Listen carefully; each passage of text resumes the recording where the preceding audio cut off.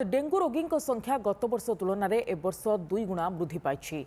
वर्षा बढ़िया सहित डेंगू भी बढ़ुଛି। गुरुवार सुधा राज्य में 288 जन डेंगू रोगी चिन्हट होता बेले से दिन केवल 16 जन रोगी चिन्हट होती। 288 मध्य खोर्धा जिले में सर्वाधिक 80 जन चिन्हट होती। सहरांचल में अधिक डेंगू रोगी चिन्हट होतिबारु कटक भुवनेश्वर को अधिक गुरुत्व दि जाएगी। आगक भी वर्षा अच्छी एणु अधिक सतर्क रहिबा सह अधिक सचेतन रहिबाकू पदक्षेप मध्य निया जायछि। समस्त जिला चिकित्सालय को मध्य निर्देशनामा जारी करिछि स्वास्थ्य विभाग। जेहेतु टेस्ट संख्या बढ़ा जायछि एणु रोगी मध्य अधिक चिन्हट होउछन्ति। गत वर्ष परीक्षा भी अधिक रही।